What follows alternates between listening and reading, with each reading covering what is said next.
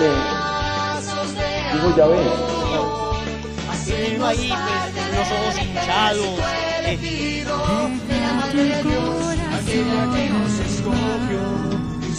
Conscientes de esto, vamos a ser mucho más efectivos en el momento de practicar la caridad y no...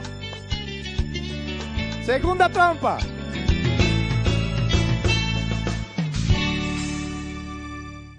Bueno, muy bien. Como vieron desde el principio con Wilson, que seguramente se los explicó, la consagración está dividida en 4 grandes bloques, ¿cierto que sí? El primer bloque fue el conocimiento del espíritu del mundo, que consistió precisamente en vaciarnos de ese espíritu, básicamente en vaciarnos del pecado y todo lo relacionado con él. El segundo bloque, que es el bloque que iniciaremos hoy, es el bloque del conocimiento de sí mismo. ¿El bloque de qué? Miren, les digo que los que han llegado hasta acá, muchachos, han llegado hasta la mitad de la consagración. O sea, han pasado la parte más dura y más fuerte de la consagración. Si ustedes han llegado hasta acá, denle gracias a Dios, porque muy probablemente se van a consagrar, yo espero que todos. Pero digamos que hemos pasado la parte un poco más difícil, en que se tocan temas más fuertes, temas que nos confrontan, que nos desacomodan, ¿sí o no? Cuando nos hablan del pecado, de la anticoncepción, de la nueva era y un montón de temas que hoy nadie nos habla, pero son temas que nos confrontan, que nos hacen reflexionar. Pasamos un bloque que nos hablaba fuertemente de la conversión, de la radicalidad para seguir al Señor. Ahora vamos a iniciar un bloque que no es menos importante, pero digamos que menos fuerte que el anterior, pero muy interesante, donde tocaremos temas muy interesantes, y es el bloque del conocimiento de sí mismo. Como les digo, felicitaciones los que han llegado hasta acá, ya partieron esta consagración por la mitad prácticamente, porque ya los bloques que vienen son más cortos, el primero era uno de los más largos y más fuertes. Entonces, en este bloque nos dedicaremos al conocimiento propio, que a veces es lo que menos hacemos en la vida, y veremos distintos temas como el tema de la tibieza espiritual, del perdón, del valor del sufrimiento, el tema de la oración y cantidad de temas muy importantes. Pero esta noche empezaremos a hablar del conocimiento propio, del conocimiento de sí mismo. Levante la mano, una primera pregunta, levante la mano de aquí, ¿quién considera que se conoce a sí mismo? Levante la mano. Nadie. A ver, ¿quién considera que se conoce a sí mismo? Por ejemplo, yo le pregunto, hermanito, ¿quién eres tú? ¿Tú qué me respondes a esa pregunta? ¿Quién eres tú? Tú no sabes, estás perdido. ¿Quién eres tú? Cuando alguien te pregunta, ve, ¿y tú quién eres? ¿Tú qué respondes? ¿Cómo? Duro, dilo fuerte. Sebastián. ¿Y qué más? Pero, ¿qué más eres, Sebastián? No sabe. A ver, tú, ¿quién eres tú? Si yo te pregunto, ¿quién eres tú? ¿Tú qué me respondes? Pues uno puede responder que es estudiante, que es hijo de Dios, pero uno nunca sabe quién es uno. Muy bien, uno muchas veces, cuando tú te preguntas quién soy yo, y usted empieza, ay, yo me llamo Juliana Ramírez, y yo vivo con mi papá y mi mamá, y tengo 2 hermanos, y yo tengo tantos años, y yo soy cariñosa, y yo estudio, y yo tal cosa. Decimos 3 que 4 cositas, pero llegamos hasta ahí nomás. Decimos el nombre, la ocupación, con quién vivimos, pero en realidad estamos respondiendo a la pregunta, ¿quién soy yo? Miren, nosotros los seres humanos conocemos muchas cosas. Hemos alcanzado grandes descubrimientos, grandes conocimientos. Tal vez muchos de ustedes saben mucho de matemáticas, de física, de biología. Otros saben mucho de los negocios, son comerciantes del hueco. Otros saben mucho sobre, qué sé yo, sobre diferentes ciencias. Tal vez sabemos mucho sobre las otras personas, pero muy poco sabemos sobre nosotros mismos. Muy poco nos conocemos a nosotros mismos. Y el conocimiento de sí mismo es fundamental para alcanzar la santidad. Óiganlo bien, muchachos, el conocerse a sí mismo, el conocimiento propio, es fundamental para alcanzar la perfección. Quien no se conoce a sí mismo difícilmente llega a la santidad. Quien no se conoce a sí mismo difícilmente llega a la plenitud, llega a la perfección que Dios quiere para él.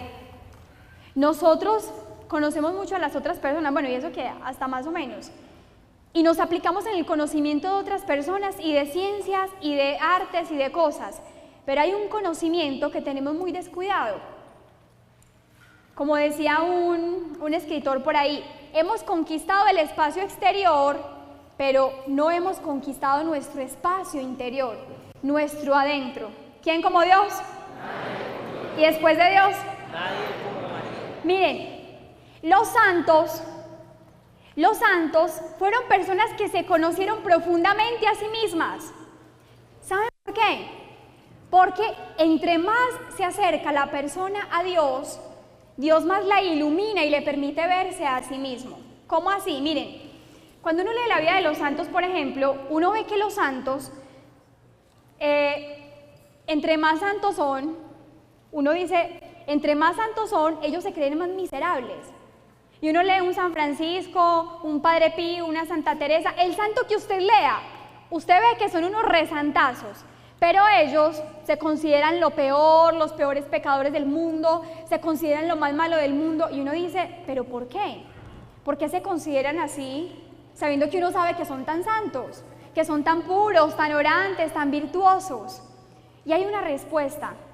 Porque los santos, entre más se acercan a Dios, miren, Dios es como una luz. Hagan de cuenta que Dios es ese, ¿cómo se llama? Lamparita, ¿cierto? Dios es ese reflector.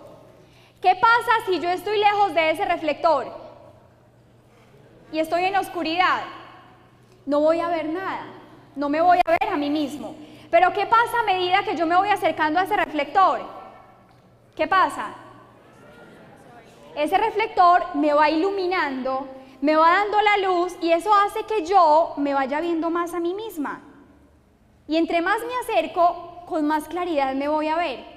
Y me empiezo a ver quién soy en realidad. Es decir, a medida que nosotros nos acercamos a Dios, entre más caminamos hacia Dios, que es la luz, más nos conocemos a nosotros mismos. Es importante en la vida espiritual, es importante para lograr un cambio de vida, es importante para lograr una verdadera conversión, conocer mis cualidades y mis defectos, conocer mis virtudes y mis pecados. Tengo que conocer mis fortalezas, pero también tengo que conocer mis flaquezas.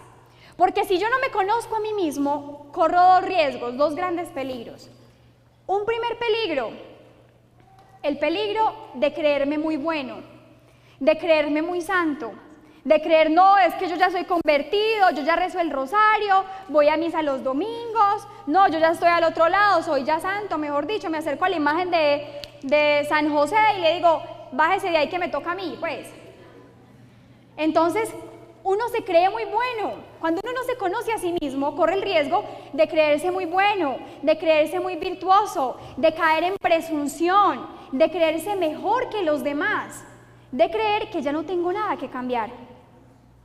Ese es un extremo. ¿Por qué? Porque cuando no me conozco a mí mismo, pues no conozco mis debilidades y mis flaquezas y creo que todo es bueno. O hay otro extremo, otro peligro en el que podemos caer, y es el peligro de la desesperación. ¿Cómo hace el peligro de la desesperación?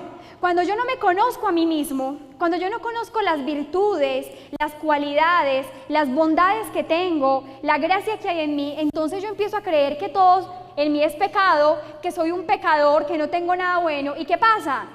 Me desespero. Caigo en la desesperación. Creo que nunca voy a poder cambiar, creo que nunca voy a poder ser mejor. Y esa es una gran tentación del demonio, se los había dicho ya en la consagración, muchachos.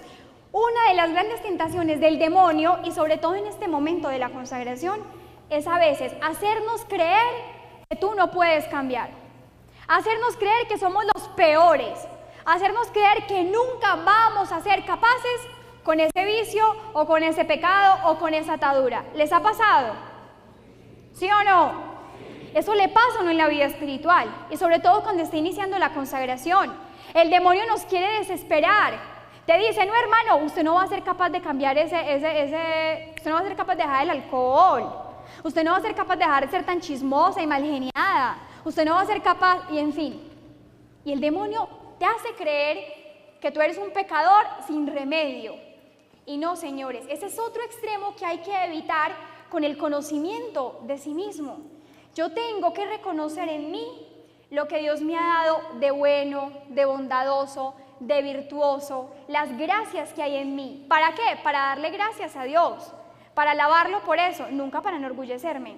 Pero también tengo que reconocer las debilidades, las flaquezas, los vicios que aún hay en mí, los miedos, las inseguridades y un montón de cosas. ¿Para qué? Para pedirle al Señor que me ayude a cambiarlas, a cambiarlas. ¿Quién como Dios? ¿Y después de Dios?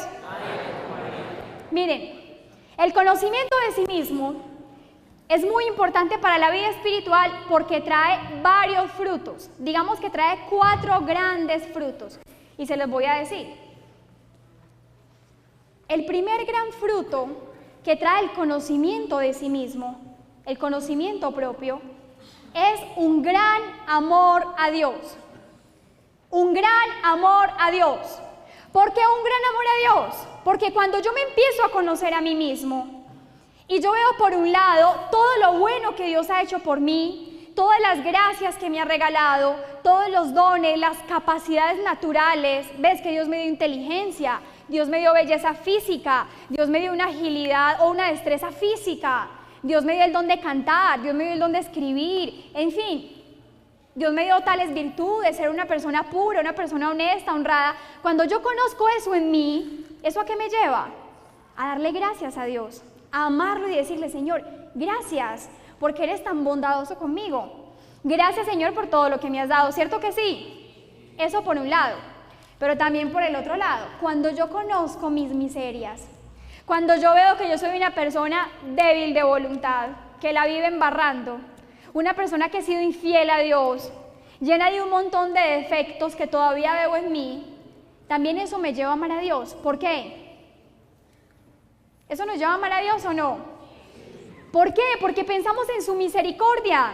Y cuando uno se ve con defectos, con debilidades, con miserias, uno dice, Dios mío, pero ¿tú por qué me amas tanto si yo no lo merezco?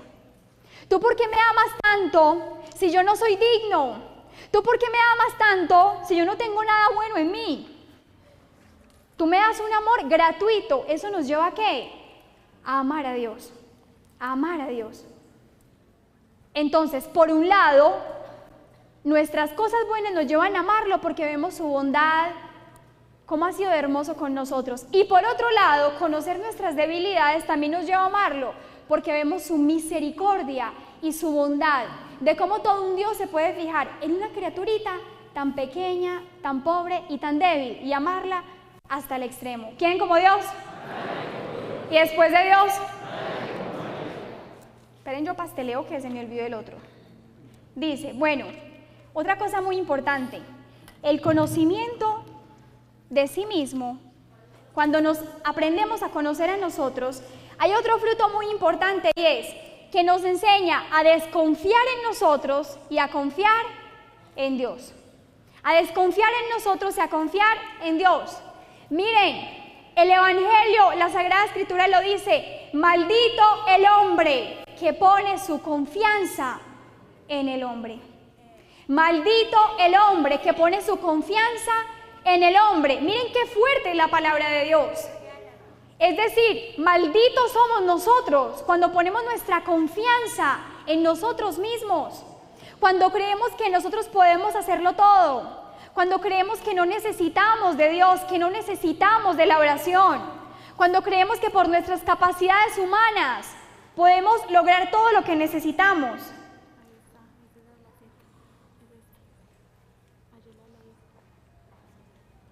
A ver, yo lo busco.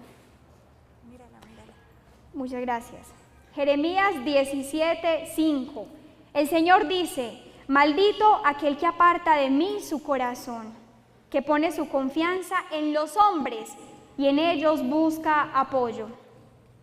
Pero bendito el hombre que confía en mí. Palabra de Dios. Lo escuchamos. Maldito el hombre que pone su confianza en otro hombre, pero bendito el hombre que pone su confianza en mí. Señores, la confianza en Dios es una condición indispensable para que Dios obre en nuestras vidas. Nosotros muchas veces le pedimos a Dios, Señor, dame tal cosa, Señor, dame tal otra cosa, Señor, dame esto, dame aquello. Pero cuando nosotros desconfiamos, le estamos atando las manos a Dios. Cuando nosotros desconfiamos, no lo dejamos actuar, no lo dejamos que haga lo que quiere hacer por nosotros. No sé si han escuchado la historia del alpinista que un día estaba por allá escalando una gran montaña y de repente empezó una tormenta de nieve muy fuerte, muy fuerte. Entonces este hombre cayó, empezó a rodar, cayó, se fue por ese precipicio, casi se mata. La cuestión es que quedó colgando de una ramita de un árbol y el hombre estaba supremamente angustiado, ya estaba oscuro, de noche, no veía nada. Y Señor, ayúdame, por favor, ayúdame, le gritaba a Dios. ¿Y Dios qué le respondía? Hijo mío, suéltate. No, pero Señor, ¿cómo se le ocurre? Yo le pedí que me ayude, no que me mate, pues. Y Dios, Señor, y Dios le decía, hijo mío, suéltate, hazme caso, suéltate. No, Señor, pero ayúdame. Hijo mío, que te sueltes de la rama, que te voy a ayudar. No, pero a Dios, ¿qué le pasa? ¿Me quiere matar antes de tiempo? ¿Qué? Se decía este señor, este joven, este muchacho. Y cuenta la historia que al día siguiente encontraron un alpinista, un escalador, colgado de una rama a 1 metro del suelo, congelado y muerto allí. ¿Qué le pasó a este hombre? Le pedía a Dios, ¿pero qué? No confió en el Señor, confió más en sí mismo, confió más en sus capacidades, en sus cálculos humanos. La confianza en Dios es indispensable en nuestra vida espiritual. Y cuando nosotros nos conocemos a nosotros mismos, cuando uno se da cuenta de sus flaquezas, fragilidades, uno dice, definitivamente yo por mí mismo no puedo nada, mejor confío en Dios, mejor pongo mi confianza en Dios, mejor me abandono en Dios y dejo que Él sea el que lleve el transcurso de mi vida. ¿Quién como Dios? ¿Y después de Dios? Otra cosa muy importante, otro fruto muy importante que nos da el conocimiento de nosotros mismos es aprender a ser comprensivos y compasivos con el prójimo. Aprender a ser comprensivos y compasivos con el prójimo. Miren, señores, nosotros somos muy buenos para juzgar, somos muy buenos para criticar, somos muy buenos para condenar a los demás. Y cuando nos creemos muy buenos, sí que es verdad que nos volvemos inquisidores y juzgamos a todo el mundo y condenamos a todo el mundo. Es que usted es un pecador, es que usted es una malgeniada, es que usted no tiene fe, es que usted está condenado, es que usted está perdido. Y a veces caemos en esos errores. Pero cuando uno se conoce la miseria propia, uno aprende a ser comprensivo con el otro. Es más, por ejemplo, cuando uno sufre, uno aprende a ser compasivo con el que está sufriendo. Cuando tú pasaste hambre alguna vez en tu vida, tú aprendes a ser compasivo con el que tiene hambre y pide comida, ¿sí o no? Cuando tú tuviste una dificultad, digamos, de un hijo drogadicto, tú aprendes a ser compasivo con la mamá que tiene un hijo drogadicto y aprendes a entender. Asimismo, cuando yo conozco mis debilidades, mis miserias, mis malas inclinaciones, lo frágil que soy, yo aprendo a no juzgar tanto a los demás. Y yo entiendo, Dios te pague. Póngamela aquí un momentico, gracias. Y yo entiendo que esos pecados que cometen los otros, también yo los puedo cometer. Que esa fragilidad, que ese defecto que tiene esta otra persona, también yo la puedo tener. Incluso yo puedo caer más bajo que esa otra persona. San Agustín lo decía, no hay pecado tan grande que yo no pueda cometer. No hay pecado tan grande que yo no pueda cometer. Señores, mientras estemos vivos, seríamos capaces del peor de los pecados. No hemos caído más bajo por misericordia de Dios, por gracia de Dios. Entonces, cuando yo me conozco a mí mismo y veo mis flaquezas, mis debilidades, mis pecados, mis defectos, yo aprendo a no juzgar al otro, a verlo con compasión, a entender sus luchas. Miren, por eso Dios permite que la confesión sea con un sacerdote pecador como nosotros. Porque el sacerdote que es pecador, ¿qué pasa con él? Pues no se entiende. Y miren a San Miguel Arcángel confesando, a la Virgen María confesando ella que pura e inmaculada, por Dios, no nos entenderían nunca. Pero una persona que conoce sus flaquezas y debilidades aprende a ser compasivo y comprensivo y misericordioso con el otro. ¿Quién como Dios? ¿Y después de Dios? Y un cuarto fruto del conocimiento de sí mismo. Es una virtud que es fundamental para alcanzar la santidad. Una virtud sin la cual no hay santidad.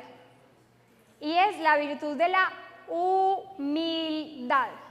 La virtud de la humildad. Cuando yo me conozco a mí, y repito, me doy cuenta de las debilidades, flaquezas, miserias que hay en mí, yo me doy cuenta que no tengo nada para enorgullecerme, ni para creerme santo, ni para creerme bueno. Yo me doy cuenta que soy un puñado de debilidades y que si hago algo bueno, lo hago por pura gracia de Dios, pero nada por mérito propio. Me doy cuenta que todo es pura gracia de Dios y pura misericordia de Dios. Pero cuando yo no me conozco a mí mismo, entonces corro el riesgo de creerme muy bueno y muy santo y muy convertido y muy perfecto, y corro el riesgo de creer que no tengo nada para cambiar. ¿Quién como Dios? ¿Y después de Dios? Les pregunto, a ver, hombres, ¿ustedes se casarían con una novia sin conocerla? Pues, ay, qué niña tan divina, ¿cómo estás? Mucho gusto, nos casamos. Sí. ¿Quién ha hecho eso en la vida? Pues no falta el loco, ¿cierto? Pero bueno, pues. A ver, niñas, ¿ustedes se casarían con un muchacho, pues, muy lindo, muy guapo, así, todo bien presente? No, el príncipe azul. Hola, mucho gusto, ¿nos casamos? No, ¿cierto que no? Obvio, el que haga eso es un suicida, muchachos. Si uno se va a casar, uno tiene que escoger muy bien la persona. ¿Y cómo la escoge? Conociendo. Usted tiene que ir a la casa, conocerle la mamá, a ver qué tal es la suegra. Usted tiene que conocer el suegro, los cuñados. Usted tiene que conocerle si es trabajador o es un vago. O si la niña es juiciosa o es una perezosa en la casa. Muy linda en la calle, pero en la casa no mueve un dedo, pues, como se dice. En fin, usted tiene que conocer cómo es el temperamento de la persona, si es muy mal geniada, así pues, un ogro, pues, mejor dicho, o si es una persona calmada, tranquila. Usted tiene que conocer si el muchacho es mala clase, mal geniado en la casa, un casasola que no habla con nadie, que solamente es cariñoso con usted o es con todo el mundo, ¿sí o no?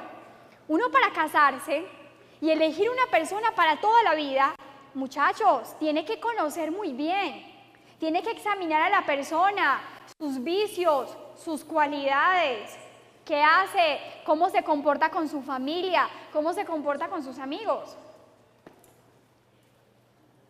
Para tomar esa decisión tan importante en la vida como lo es el matrimonio, uno tiene que conocer y mucho, y mucho.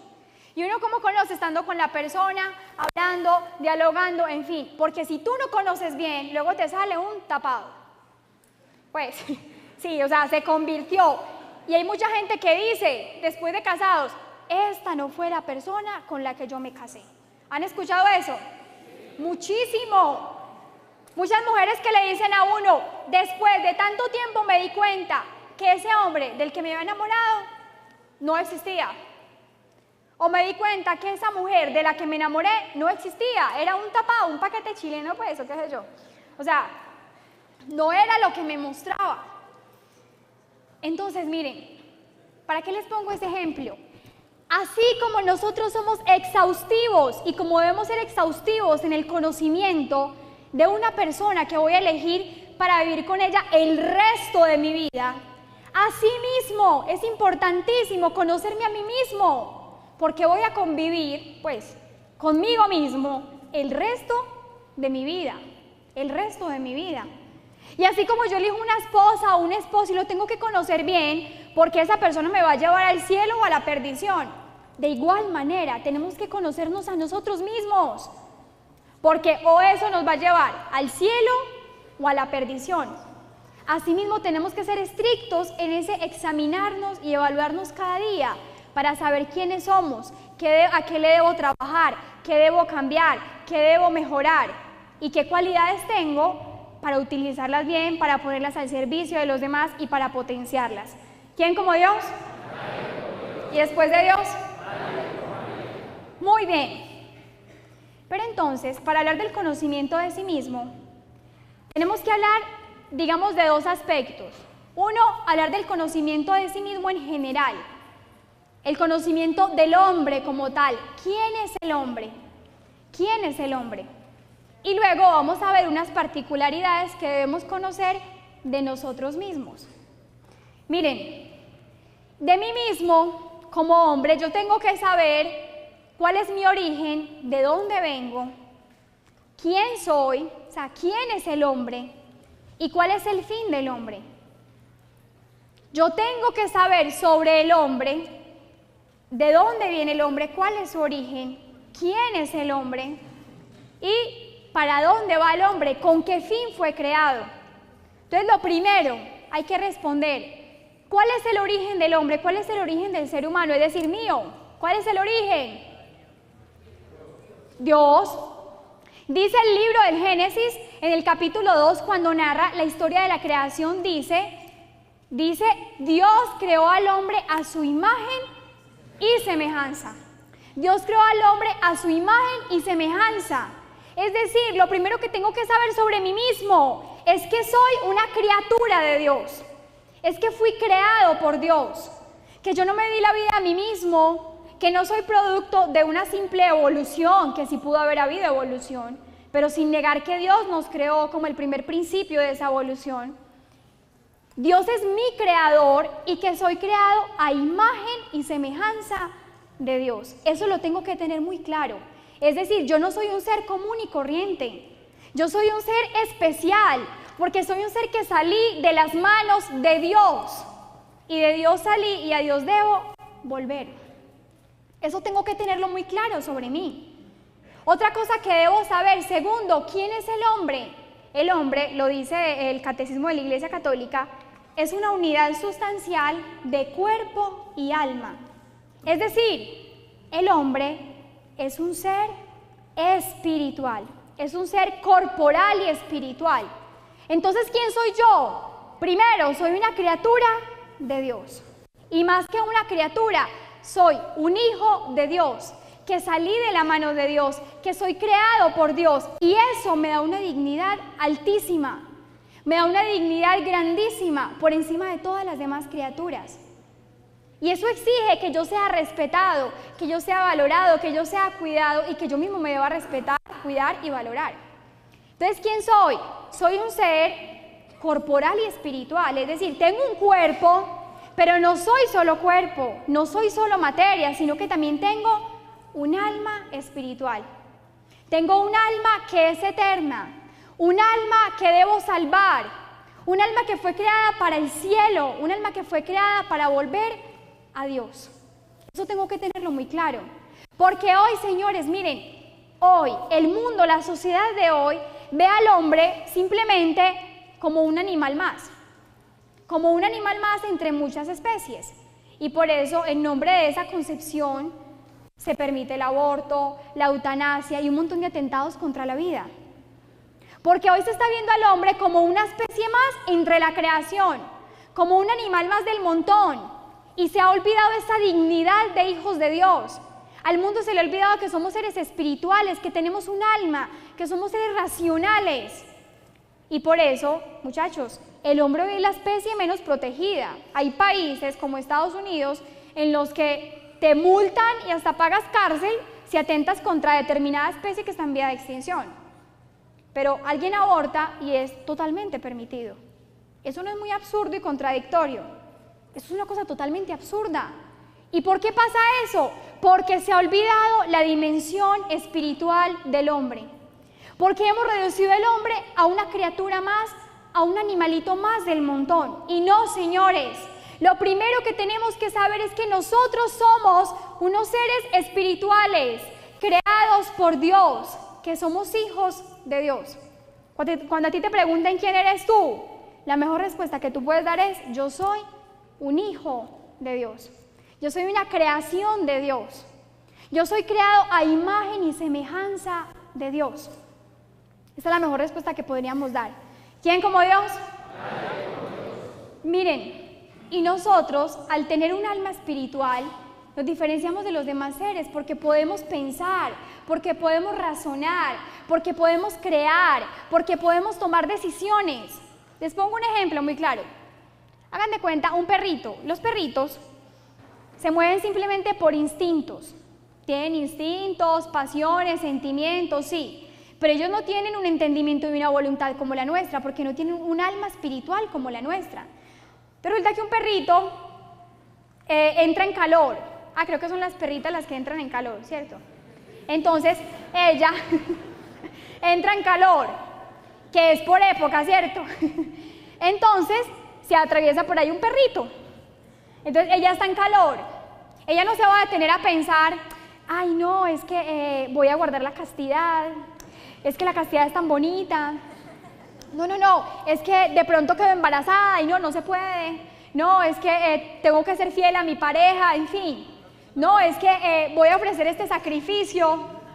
Oigan, un perrito o una perrita se detiene a pensar eso. No, ellos no van a razonar eso, simplemente actúan movidos por sus instintos. Punto. Un tigre cuando está persiguiendo su presa porque tiene hambre, no se detiene: ay no, qué pesar, mejor no. Pues, no. Obviamente no se detiene a pensar: ay no, es que de pronto tiene mamá, tiene familia, no, qué pesar. No. Porque los animales no tienen un alma espiritual como la nuestra. En cambio nosotros, como tenemos un alma espiritual, como somos seres espirituales, por eso tenemos capacidad de pensar, capacidad de reflexionar, capacidad de discernir. Entonces a ti se te atraviesa una tentación,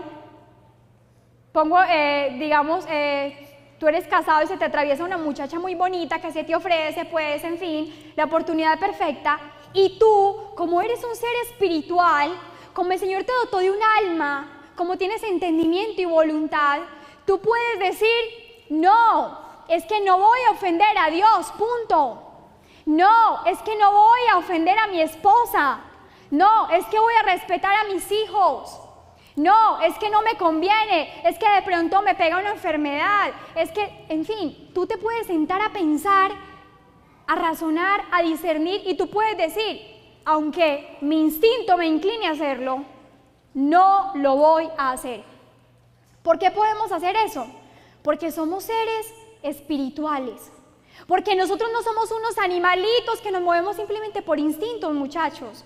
Porque Dios nos dio un alma espiritual para que seamos dueños de nosotros mismos. Y por eso el hombre tiene una dignidad superior a cualquier otra criatura. Entonces, si a ti te preguntan: ¿quién eres tú? ¿Quién soy yo?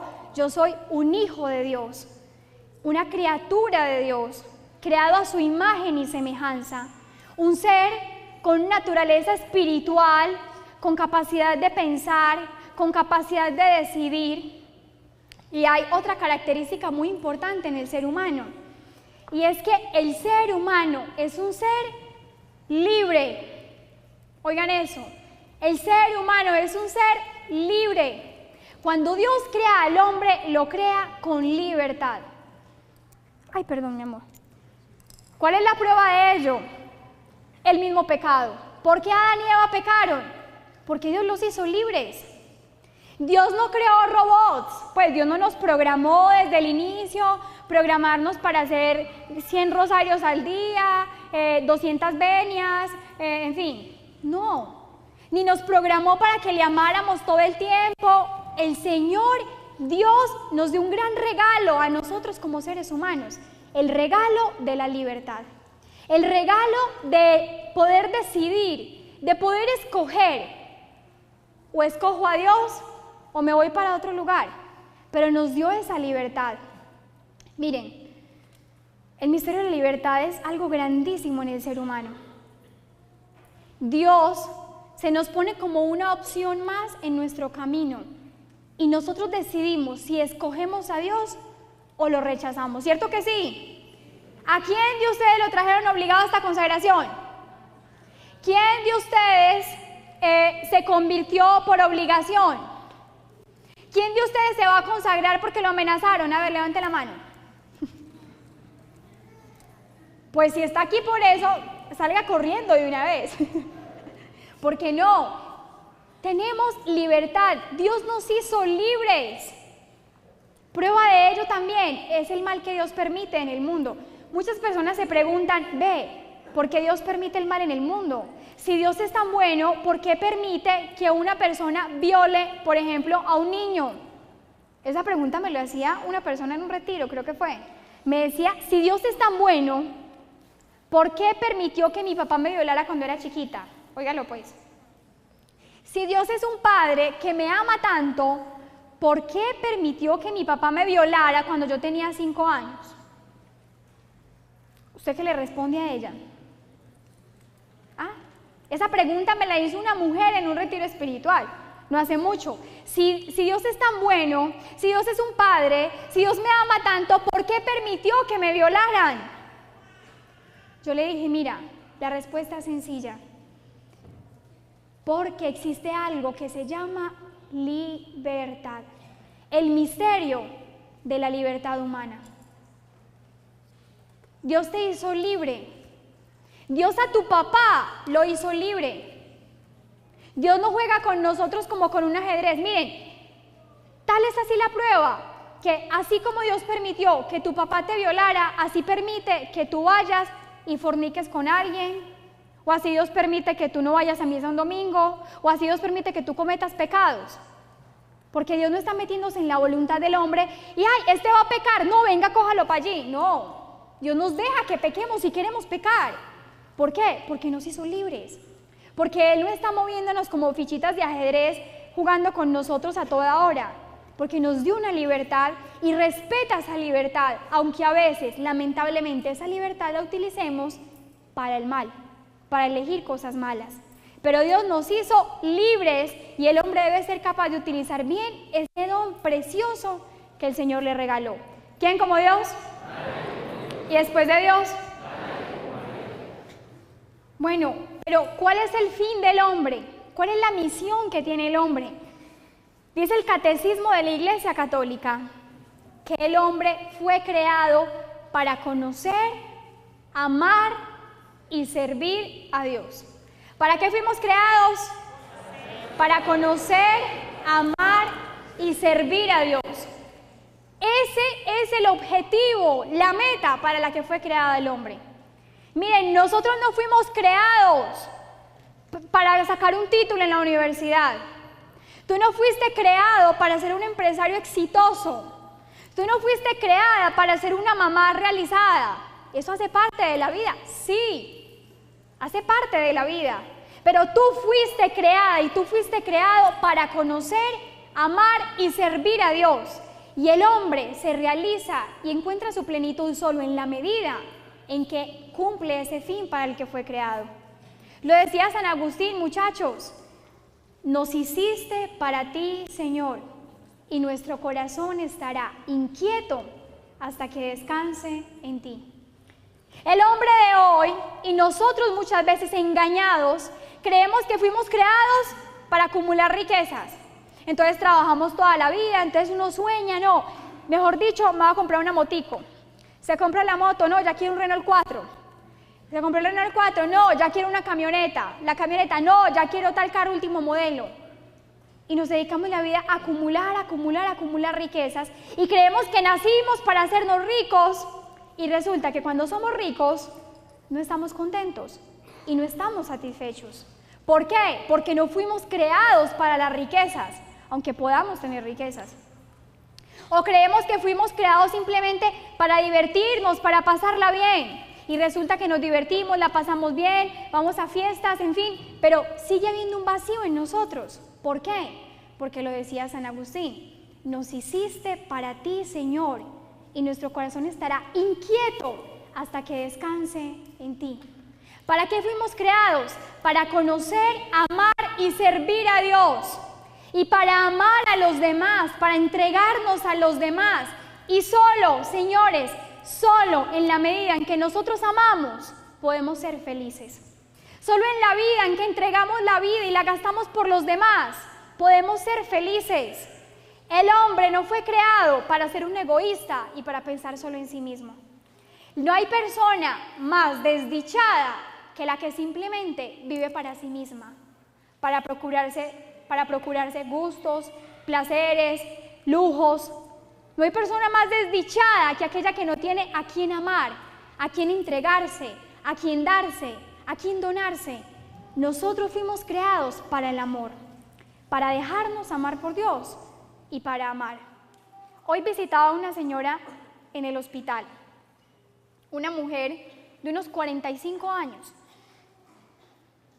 Estaba muy deprimida, aparte de que tiene pues una gran enfermedad. Está embarazada de 7 meses y su bebé no está creciendo, no le está pasando el alimento.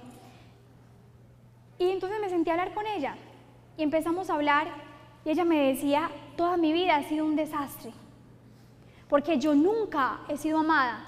Yo me he sentido utilizada por todo el mundo, yo me he sentido utilizada por todos. A mí nadie nunca me ha dado amor sincero. Y yo le dije, bueno, háblame de tu vida, ¿por qué dices eso? No, desde pequeñita mi mamá nunca me quiso. En mi casa yo era la sirvienta, la empleada. Me decían que era una inútil, una buena para nada. Mi papá intentó varias veces abusar de mí. Me decía, no sé si lo logró, pero sé que intentó varias veces hacerlo. No recuerdo si alguna vez logró hacerlo, pero lo intentó muchas veces y yo vivía corriéndole a mi papá. Mis hermanos me trataban como la sirvienta de la casa. Me decía, a la edad de 8 años, yo era la que hacía todo en la casa. Era la empleada de todos, la esclava de todos. Me casé pensando que con ese hombre por fin me iba a escapar de esa realidad. Y fue lo mismo. Me sentí utilizada, me sentí abusada, me convertí en la sirvienta, en la que hacía todo en la casa, pero nunca recibí un te amo, un te quiero, y yo necesitaba sentirme amada. Luego me dejó, y esa mujer que empezó a hacer, a estar con uno, con otro, y ella que me decía a mí, yo simplemente estaba buscando a alguien que me dijera te amo, alguien a quien yo le importara, alguien que me quisiera, alguien que se preocupara por mí. Pero han pasado varios hombres después de que me separé con mi esposo, y todos me han engañado, me han dicho mentiras, hasta que estoy embarazada. Y pues ya ese tipo también me engañó. Y esa mujer lloraba con un profundo dolor y me decía, los únicos momentos felices de mi vida, en que yo he sentido que mi vida tiene sentido, fue cuando tuve a mis 3 hijos, porque tenía 3 hijos con su esposo. Decía, cuando yo estaba embarazada, cuando yo me sentía mamá, cuando yo me entregaba por esos niños y los cuidaba y los amaba y les daba cariño y ternura, ahí fue cuando más feliz me sentí. En ese momento fue cuando más feliz me sentí. Ahí sentía que mi vida tenía un sentido, que valía para algo. Y luego, cuando tuvo la oportunidad de cuidar a su suegra, una ancianita, ella decía, cuando yo la tuve a ella y la cuidaba y me desvelaba por ella y le daba amor, le daba cariño, ahí yo sentía que tenía una razón para vivir. Pero cuando ella se murió, otra vez caí en la depresión.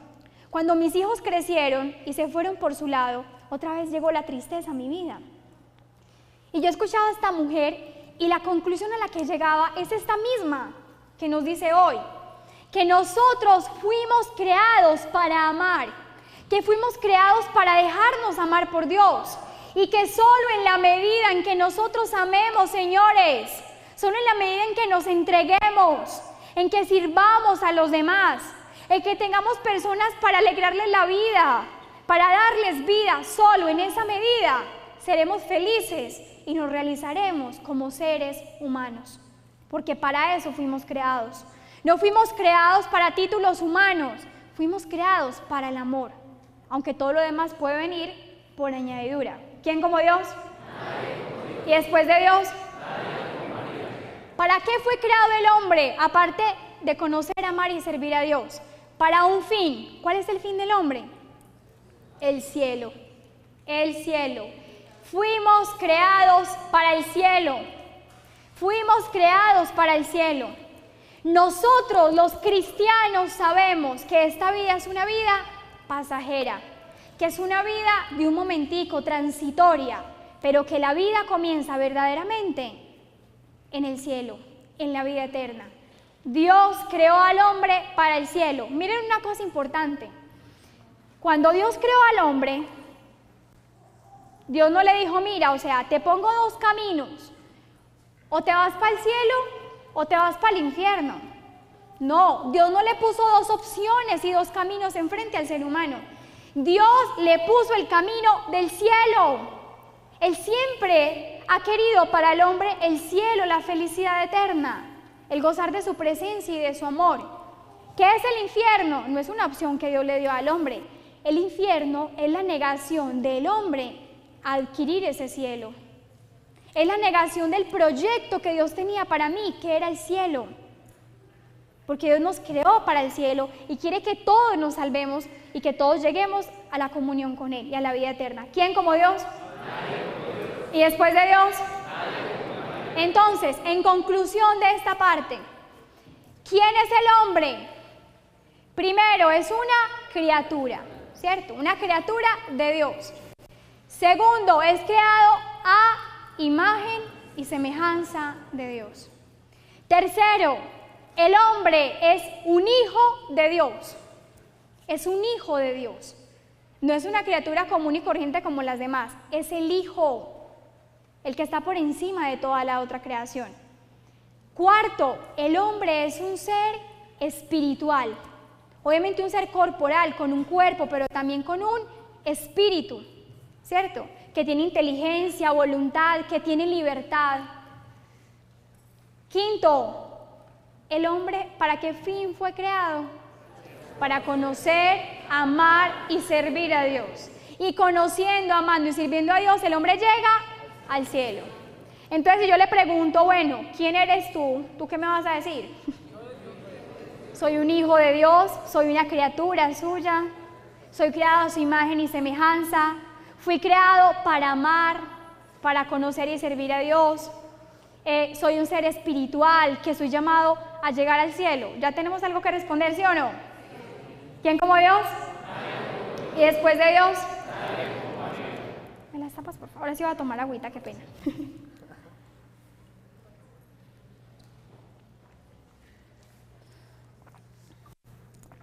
Bueno, miren. Aquí estábamos diciendo quién es el hombre en general, pero ahora bien, yo les hablaba a ustedes al principio de que uno se tiene que conocer a sí mismo. ¿Qué cosas debemos conocer de nosotros mismos? Ya como en particular. Primero, debemos aprender, muchachos, a identificar nuestras virtudes y nuestros defectos.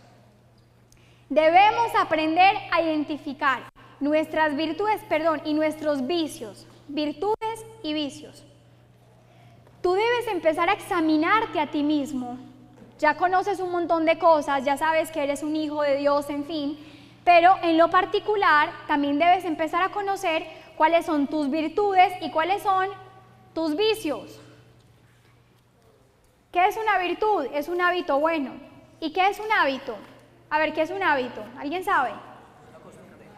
Un hábito es como una costumbre, es una acción que se vuelve repetitiva en mí. Por ejemplo, el que dice, yo tengo el hábito de levantarme todos los días a las 6 de la mañana. ¿Quién tiene ese hábito? Levanta la mano a ver. Y tú dices, todos los días me levanto a las 6 de la mañana. ¿Eso es qué? Un hábito. O el que dice, yo tengo el hábito de levantarme todos los días a las 11 de la mañana. ¿Quién tiene el hábito? Es decir, es una acción que se vuelve repetitiva en mí, repetitiva, es como una costumbre que yo tengo. Miren, cuando ese hábito es bueno se llama virtud y cuando ese hábito es malo se llama vicio. Por ejemplo, el que se levanta todos los días a las 6 de la mañana, ¿eso es un hábito bueno o malo? Bueno, madrugar. El que madruga Dios le ayuda, ¿sí o no? Eso es un hábito bueno, eso es una virtud que tiene la persona, de la diligencia. Pero el que se levanta todos los días a las 11 de la mañana, ¿eso es un hábito como bueno o malo? Eso es un vicio o una virtud. Un vicio, ¿cómo se llama? El vicio de la pereza. O sea, lo siento, muchachos. El vicio de la pereza. Entonces, ¿quién como Dios? Entonces, muchachos, nosotros debemos empezar a identificar cuáles son esas virtudes que hay en mí. Bueno, yo soy una persona diligente, o sea, no soy perezoso, soy madrugador. Yo soy una persona responsable siempre en mi trabajo, una persona responsable en mi estudio. Yo soy una persona paciente. A mí me pueden decir lo que me digan y yo soy una calma, pues, como se dice. Yo soy una persona trabajadora. Yo soy una persona puntual. Yo siempre llego puntual a todas las citas. ¿Quién tiene ese hábito? Levante la mano. Muy bien, felicitaciones. Entonces, tú debes empezar a identificar esas virtudes. ¿Para qué? Para potenciarlas, para seguirlas acrecentando y así alcanzar la santidad. Pero también debes empezar a identificar tus vicios. Hay que empezar a identificar los vicios, es decir, esos hábitos malos. Es que yo soy muy perezoso, siempre me levanto tardísimo. Yo soy muy impuntual. Yo soy un mentiroso, siempre digo mentiras. O yo soy muy chismoso, siempre estoy hablando lo que no es. O yo soy muy impuro, tengo el vicio de mirar mal siempre a las mujeres. Por ejemplo, uno debe empezar a identificar esos vicios, porque si tú no los identificas, pues nunca les vas a trabajar y nunca los vas a cambiar. Vas a creer que estás muy bien así. Entonces, a ver, vamos a hacer un ejercicio de un minutico. Ahí en su cuaderno, ahí en su hoja, va a escribir 5 virtudes que usted tenga. A ver, en un minuto, a ver qué tanto nos conocemos. No, aprendan a reconocer lo que Dios les ha dado. Piensen ahí, 5 virtudes, 5. Piense, yo soy una persona pura, yo soy muy honrado, soy muy honesto, soy tierno, soy cariñoso, tengo buenos modales, en fin. Piense en este momento en 5 cualidades, en 5 virtudes que tú tengas, que seguramente tienes 5 y hasta muchas más.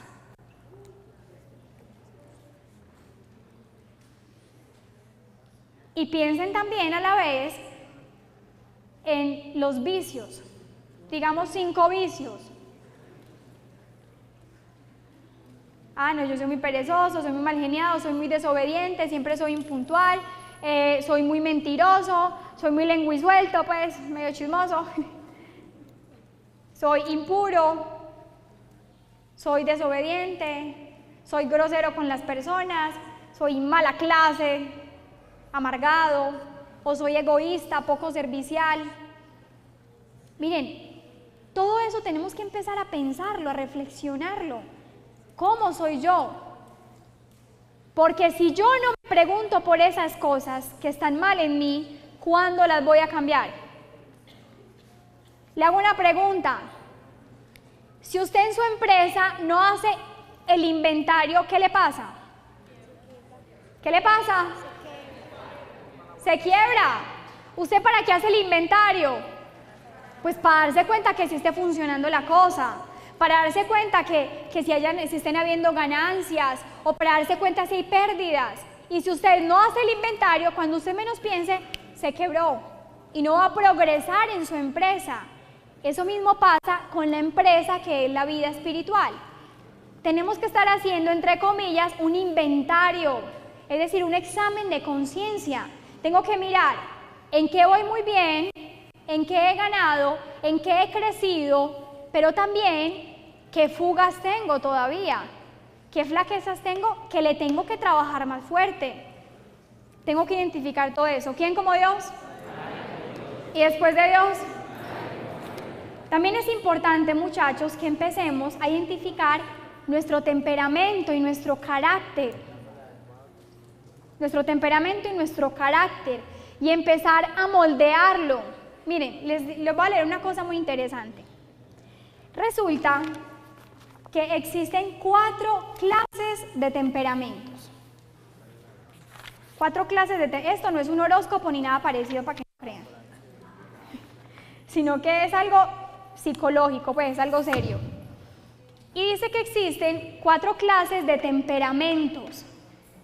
Es decir, la humanidad está clasificada, se supone, en estos 4 temperamentos, que son el temperamento sanguíneo, el temperamento colérico, el temperamento nervioso y el temperamento flemático. Como les digo, esto es algo de psicología, no es un horóscopo, porque cuando uno lo lee parece que están leyendo un horóscopo, porque se van a identificar.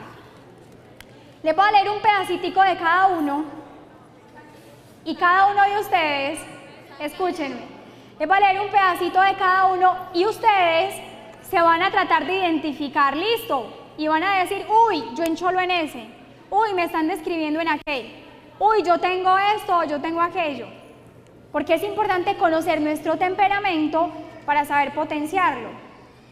Por ejemplo, miren, les leo, el temperamento sanguíneo, dice, el sanguíneo es afable y alegre, es simpático, sensible y compasivo ante las desgracias del prójimo. ¿Quién tiene eso? Pero sin miedo levanten la mano, pues ¿qué tiene de raro? Muy bien, muchachos. Dice, es dócil y sumiso ante sus superiores. ¿Quién tiene eso? Ahí sí más poquito nos rajamos. Dice, es sincero y espontáneo. Dice, su entusiasmo es contagioso y arrebatador. Es decir, es una persona apasionada y que apasiona a cualquiera. O sea, ay, que está apasionado con la música y eso a todo el mundo le contagia ese gusto por esa música, pues. Dice, suele tener, su buen corazón cautiva y enamora. O sea, esos son los Chayanes. Suele tener una concepción serena de la vida, dotada de una exuberante riqueza afectiva. Un ejemplo de un sanguíneo, ¿saben qué santo fue un sanguíneo? San Pedro. Porque los sanguíneos son personas como un poco más primarias. ¿Cómo así que primarias? Es decir, actúan y luego piensan. Son así como que, miren, ejemplos típicos de San Pedro. Señor, mándame ir a ti. Entonces empieza a caminar sobre el agua. Y cuando está llegando, ay, Señor, estoy caminando sobre el agua, me hundo. O sea, primero actuó y luego pensó. Te seguiré donde vayas. Era así todo espontáneo, todo apasionado, todo loco, todo lanzado. Y una personalidad muy bonita. Y él aún con eso pudo llegar a ser santo. Le dice el Señor, voy a sufrir mucho, voy a ir a Jerusalén, no sé qué. Y le dice Pedro, no, Señor, ¿cómo se te ocurre? Dios no lo permita. Y dice Jesús, apártate de mí, Satanás. O sea, Pedrito era como el que siempre metía las patas entre el grupo de los 12, ¿cierto? Como el así, más o menos por ese estilo es una persona sanguínea, que tiene cosas muy bonitas, porque es muy espontáneo, apasionado, tiene un buen corazón, es como sincero. Pedro, por ejemplo, aunque traicionó al Señor, era un apóstol muy sincero con el Señor, que se mostraba como era. Bueno, muy bien. ¿Quién se identificó con ese sanguíneo? Dice, ¿cuáles son las debilidades de este temperamento? Por ejemplo, el sanguíneo. Sus principales defectos son la superficialidad. ¿Cómo así superficialidad? Que a veces tiende a quedarse mucho en lo externo y profundiza poco en las cosas. La inconstancia. Ay, que empecé un libro y lo dejé, he empezado 20 y no he terminado ninguno. ¿A quién le pasa eso? A nadie. No, aquí a nadie. Eso por aquí no nos pasa. Bueno, por ejemplo, otra clase de temperamentos, el temperamento colérico. Miren, vayan identificando cosas y vayan diciendo, yo tengo eso, yo tengo aquello, para que se vayan conociendo. Dice, el temperamento colérico, buenas cualidades. ¿Cuáles son sus buenas cualidades? Ojo pues, tiene un entendimiento muy agudo, o sea, es muy inteligente, tiene una voluntad fuerte, concentración, tiene constancia, magnanimidad. Dice, los coléricos son los grandes apasionados y voluntariosos. Por ejemplo, ¿a ustedes les parece que su papá de consagración como que va por este lado? Una inteligencia aguda, es apasionado, pero es de una voluntad. Wilson es como muy así. Pues aquí entre nos, un secreto entre nosotros 400. Dice, no son los que dejan para mañana lo que deberían hacer hoy. Por ahí está Wilson. Dice, en fin, el apóstol, por ejemplo, el apóstol San Pablo tenía este temperamento. Entonces, identifíquense en ustedes. ¿Quién se identifica con esto? A ver, levanten la mano. Tan poquitos. Muy bien. Dice, temperamento nervioso es otra clase de temperamento. Por ejemplo, dice, los nerviosos tienen, pues no es que nerviosos porque sean muy nerviosos, muy miedosos, no. Dice, los nerviosos tienen una sensibilidad menos viva que la de los sanguíneos. Es decir, los del temperamento sanguíneo actúan mucho a veces por las emociones. Pues como que se apasionan y se encienden en un momento y actúan. Estos nerviosos, como los llaman, no se mueven tanto como por esas sensaciones de un momento, sino que dice acá, son más profundos, más inclinados a la reflexión, a la soledad, a la quietud, a la piedad y a la vida interior. ¿Quiénes se identifican con esto? Entonces ustedes tienen que aprovechar eso para hacer almas de oración. Por ejemplo, hay que saber aprovechar esas cualidades. Pero miren, por ejemplo, ¿cuáles son las desventajas? Que pueden ser muy inclinados a la tristeza y a la melancolía. Entonces, una persona que tiene este temperamento tiene que empezar a combatir eso y a controlar sus emociones, a luchar contra la melancolía, a no quedarse demasiado solo y aislado y en fin. ¿Quién como Dios? Interesante esto. Parece un horóscopo, ¿sí o no? Y el último, hace un pedacito para que pasemos aquí ya para terminar. Dice, el temperamento flemático. Yo los invito a que lo busquen en internet, los 4 tipos de temperamentos, y que lo lean despacio y que ustedes identifiquen cuál es mi temperamento, para que identifiquen cuáles son sus mejores cualidades y cuáles son sus debilidades. Por ejemplo, el flemático dice, trabaja despacio pero asiduamente, no se irrita fácilmente, es tranquilo, sosegado, discreto y juicioso. ¿Han visto que hay gente que es como que relajada toda hora, como tranquila, como que una calma, que nada lo inquieta? Más o menos por ese lado va. Bueno, ¿quién como Dios? ¿Y después de Dios? Entonces, muchachos, tenemos que conocer, aparte de nuestros vicios y de nuestras virtudes, debemos conocer nuestro temperamento. Y también debemos conocer nuestro carácter, es decir, nuestra manera de reaccionar ante las situaciones y empezar a ¿qué? A moldear ese carácter y ese temperamento de manera que nos ayude a llegar a la santidad. ¿Quién como Dios? Y después de Dios. Y por último, ¿qué más debemos conocer de nosotros? Nuestro defecto dominante. Ojo, es muy importante. Nuestro defecto dominante. ¿Cómo así que nuestro defecto dominante? Nosotros debemos aprender a examinarnos, a hacer examen de conciencia y a darnos cuenta cuál es el vicio en el que nosotros caemos constantemente. No, es que mi peor defecto es el mal genio. Eso es lo peor en mí. No, es que mi peor defecto y el de siempre es el desorden. No, es que mi peor defecto es la desobediencia. Hay que identificar cuál es ese defecto que domina en mí, cuál es ese vicio, para empezar a trabajarle más fuertemente, con el contraataque. Entonces tú debes identificar, si mi defecto dominante, el más fuerte en mí, es la impaciencia, tengo que conocerlo para empezar a trabajarle. Entonces voy a empezar a hacer actos de paciencia. Y usted va a empezar a pedirle al Señor que le dé mucha paciencia. Y eso sí, se los aseguro, el día que usted le pide al Señor, Señor, dame paciencia, le manda todas las pruebas de impaciencia. O sea, ese día le chocan el carro, ese día se vara, ese día se le daña el zapato, ese día, mejor dicho, ese día lo regaña el jefe, ese día lo insulta al vecino, mejor. Cuando uno le pide a Dios paciencia, pues le dice, mire mi hijito para que se entrene.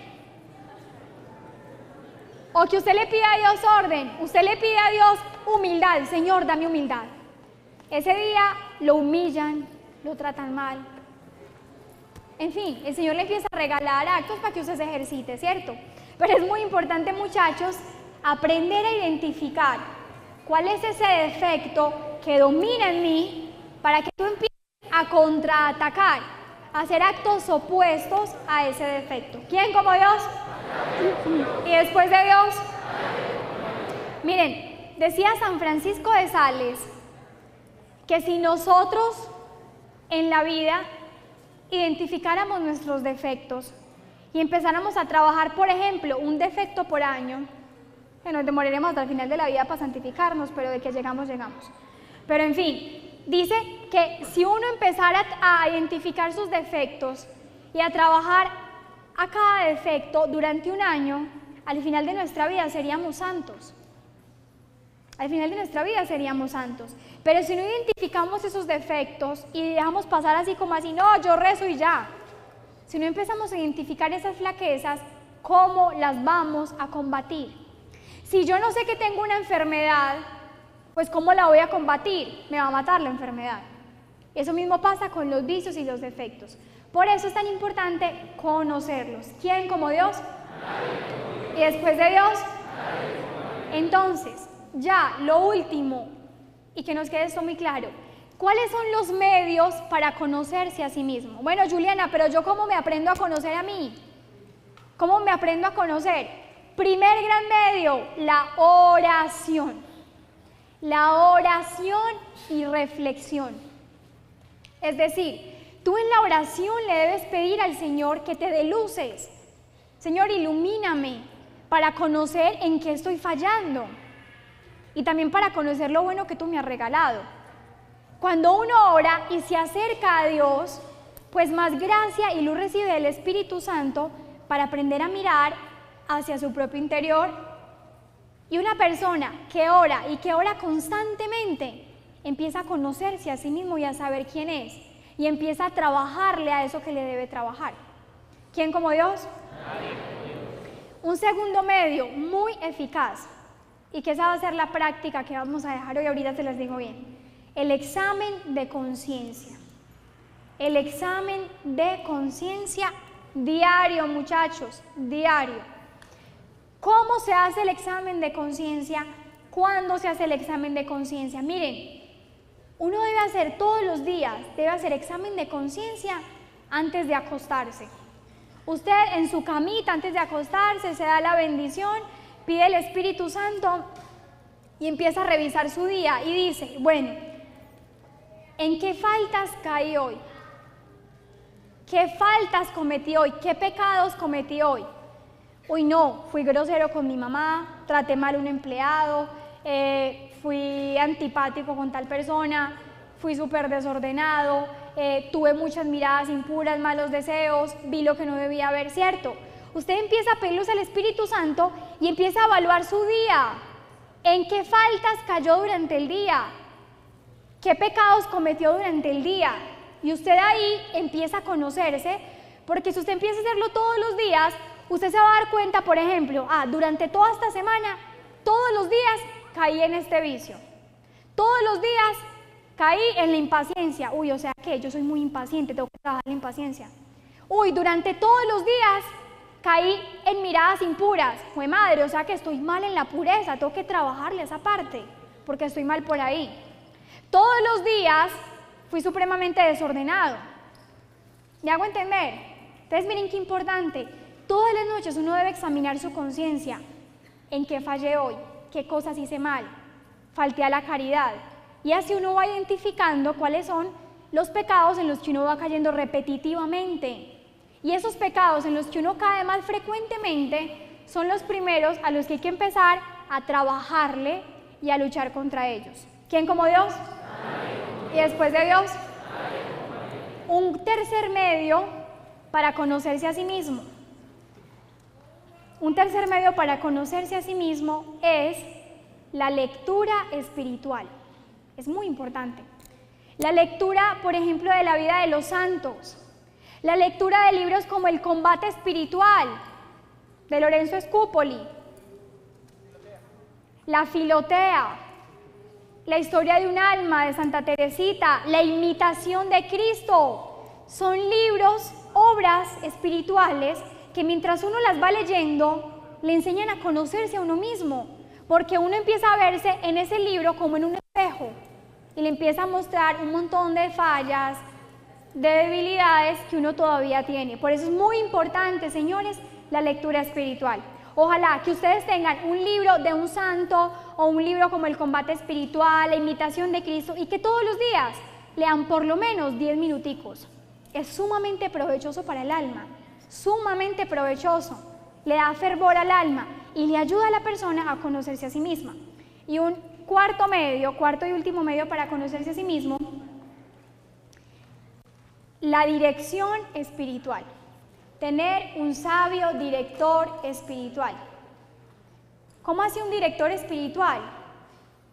Por lo general, lo ideal es que sea un sacerdote santo, virtuoso, un sacerdote sabio, que sea el que te escuche siempre, el que te aconseje en tu vida espiritual, el que te muestre en qué errores estás cayendo. O si no tienes un sacerdote que te dirija espiritualmente, por lo menos una persona de vida espiritual que tú veas sabia, virtuosa, que te pueda guiar, que puedas hablar con ella frecuentemente, que le puedas contar tus dificultades, tus luchas, y que esa persona te ayude a conocerte y a luchar contra tus propias debilidades, y que te oriente y que te anime en tu vida espiritual.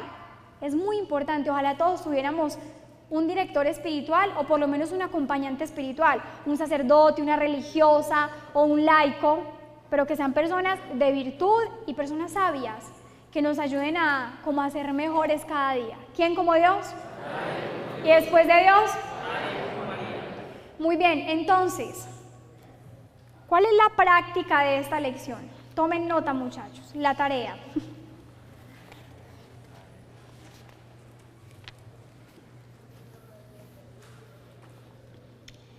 Hacer un examen de conciencia escrito. O sea, usted esta semana va a sacar media horita y se va a ir ojalá para el Santísimo o en su casa ante el crucifijo, va a coger una hojita, un lapicero y va a hacer un examen de conciencia en el que va a identificar ¿qué cosa?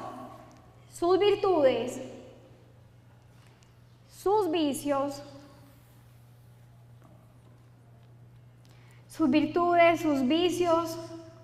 su temperamento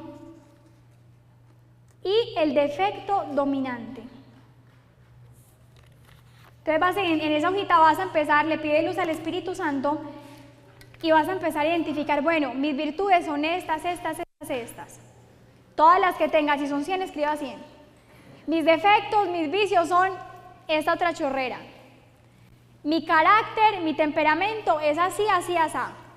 ¿Y cuál es mi defecto dominante? O sea, el más fuerte, el que, madre, más me hace caer. También lo voy a identificar y lo voy a poner por escrito. Y al final va a ser un propósito. Bueno, ¿cómo voy a empezar a trabajarle a esto? Y esa hojita no es para que la bote, pero tampoco es para que la muestre a alguien, es para usted. Es para usted. Para que usted la esté revisando constantemente y diga, bueno, en esto he mejorado. En esto voy empeorando, en esto tal cosa.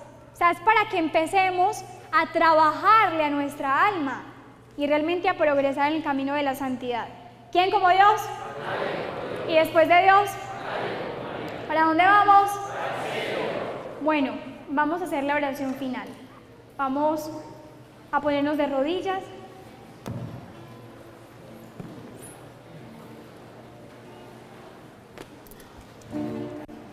Ofrece lo de las boletas de la romería. ¿Cuándo es que la romería? El 1 de septiembre. ¿Cómo son las boletas? A 10.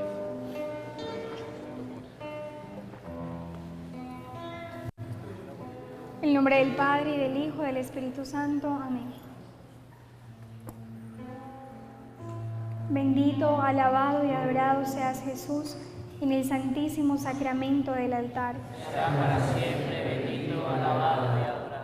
Bendito, alabado y adorado seas mi Jesús en el santísimo sacramento del altar.